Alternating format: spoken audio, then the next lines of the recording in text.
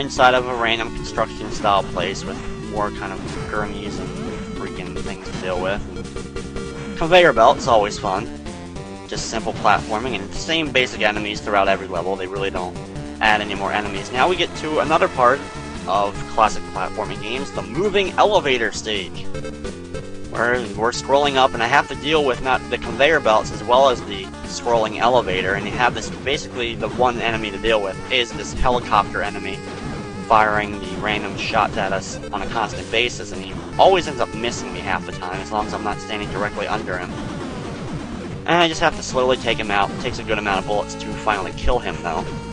There we go, he's taken care of, and now I just gotta wait a few minutes before I get to the top and just fight the enemies as they come at me, as I've now destroyed the hardest part of it, which was the helicopter. I just kind of hang out and dodge. Really not that much of a challenge, and kind of boring for an elevator style level. It's usually filled to the brim with enemies. Well, this one is just kind of which is unfortunate.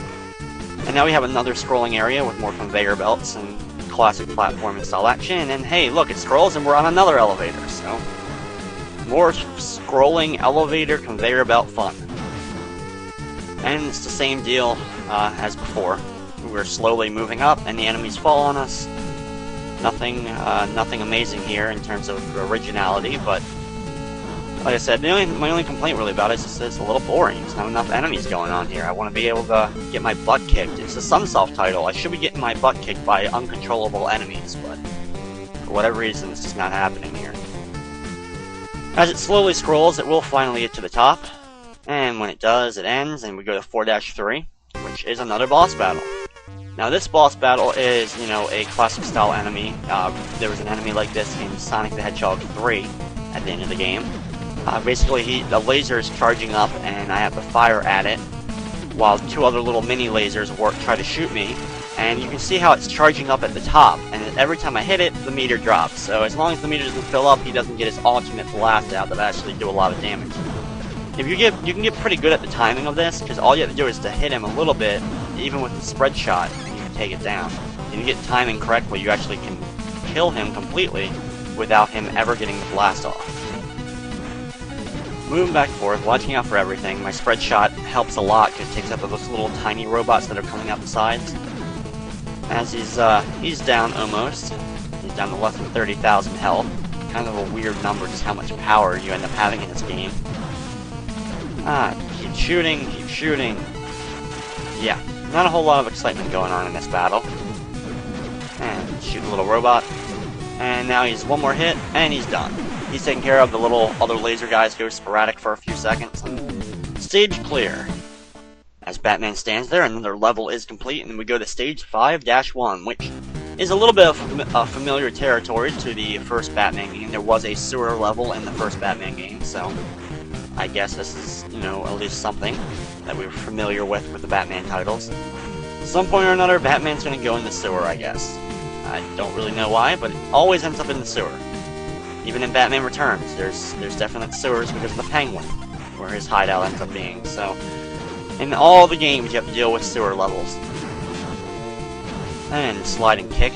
I really haven't done that throughout the game because it's cool. Don't get me wrong, doing that little slide kick or whatever. But the only problem with it is, with this type of game and everything, on some of the shorter platforms, you end up doing it and you may end up falling right off the platform. But 5-2 is another one of these scrolling shooter style levels, so we do actually have two of these in the game. I guess they made the mechanic for it, so they wanted to make sure they got their money's worth, so they put it in there twice. And it's the same thing as before. It's actually the same basic enemies, as they're a little bit colored differently. They're a little bit different colored sprites, but it's the same exact enemies that we dealt with in the first time. And here they come at me more and more and more. At least this one's filled with a little bit more enemies than the first one. Shoot him, and he's taken care of. A couple more guys, and yeah. Just like before, it's way too short, and ends up being done very quickly. As we are now done, it just takes forever to get through the level, as it finally ends, and Batman slowly scrolls off screen. Stage clear, so, yep, stage 5 is done, and here we go at stage number 6. And this level is a military-style base, which is in the later half of this level is where we actually have to deal with that tank I mentioned earlier in the run. So that's going to be fun to deal with when we get up to it. Take out this guy and take out the other little knife throwing guy before I come up here. And more enemies, taking 2 shots to kill. Really not any challenge though. As I get to the end here, scrolls through into the next area, and we have these lasers coming down at us. I'm gonna try to slide my way through, but it doesn't necessarily work, and I end up taking damage, but oh well, it's really not that big of a deal.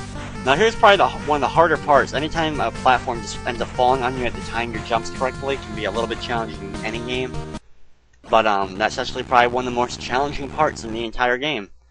So here we go at stage 6-2, and it's the tank scrolling level. There's about 100 soldiers somehow in this tank. They'll keep randomly popping out while I have to take them out. Some of these guys end up taking 2 shots sometimes, and some of them end up only taking 1. Just like every other guy's 2, and then, you know, whatever. I really don't understand that whole element of why they would take multiple different, you know, same enemy, but they take different amounts of shots. Doesn't make much sense, but oh well. And the real challenge of this level is making sure you don't fall off the end and the spiked balls that fall from the ceiling. Because the guys in the tanks really aren't too difficult to take care of. As I'm just scrolling through like this giant forest, following this tank to wherever it's going to end up. Keep following it, shoot the guys, more guys die as we enter an actual like building style area, and it stops. And here we go at stage 6-3. And hey look, it's the Joker. So here we go with the actual first battle with Joker. This isn't the end yet, we still do have another level to deal with. But this is like the first battle with him. And he rides this like little contraption, kind of like a Dr. Robotnik style thing here. As he throws bubbles at us. I don't really get the concept, but apparently the Joker has a bubble making machine, and that's what he's going to use in order to take out Batman. Okay. Anyway, this battle just comes down to just being a very large dodge fest, and he gives you an open opportunity every few seconds where he'll just freeze in the middle there, and that's where I can get a good amount of hits in. So you just wait for those times, and then that's where you can really start blasting him. But the real whole point of the battle and what it is just it just takes a long time. It really isn't that hard to dodge all the bubbles, and you're going to take damage no matter what probably. But it's just really just comes down to just patience and dealing with the amount of length it takes to take out this contraption. Okay, he's down to 20,000. There we go. That was a big, nice hit. Less than 10,000. A couple more hits. One more, and there he goes. He's taken care of. He flies off with a little jetpack helicopter style thing on his back. The stage is cleared, and now we're off to the final level of the games. Level 7. And it sounded like a deserted tropical island style setting, which is kind of unique actually. I really like it's actually really nicely drawn. The background of this level in terms of the other ones were just basically like, you know, conveyor belts and factories and stuff for the most part. This level I think is very nicely drawn with the palm trees and all the other stuff going on in the level. And the big dodging thing is just there's robots that kind of like go in a loop around you, but once you've done this level once or twice, you know exactly where they're going to be. And even if you've never done the level before, once you've seen the first one, you're like, oh wait, they're going to keep doing this, so you just have to figure out how to dodge them and just stand in the middle half the time, and you're able to get through them. Now this is actually a little bit of a challenge, dodging through this whole area because of these things where it's moving platforms, and if you accidentally hit the spikes, you end up dying. So it's a little bit of a challenge actually, so I must say that this part shows a little bit of Sunsoft's difficulty, but not a whole lot. And here we go, Joker again. What a shock. Final boss battle here, as he's driving a very large robot contraption that kind of looks like a predator to me, just like the mask and the upper body of a predator. I don't know really why, but it just does to me. And for the battle, we gotta take out these little tiny spheres on the left and right side, glowing things that throw stuff at us. Okay, as you can see, every time I hit him, though, it does take away a little bit of his health, so it is kind of working towards an end goal here. Okay, now that that's taken care of, we gotta run in the middle, and every time he drops, there's little, like, you know, glowing, weird turquoise sphere blades. I don't know what they are exactly, but every time he drops them, run in the middle real fast, get a good hit, maybe 2 if you're lucky, and just keep moving back and forth, and eventually he blows up, and it exposes where he's sitting. And here we go with the final actual confrontation, where it's really not that difficult. The first part of it, he just drops those 4, like, you know, balls at us. And the other part is he shoots those blades at us again. but the blades always move in the same exact motion. So if you actually time it correctly, you can just jump over them. And yeah, that's pretty simple.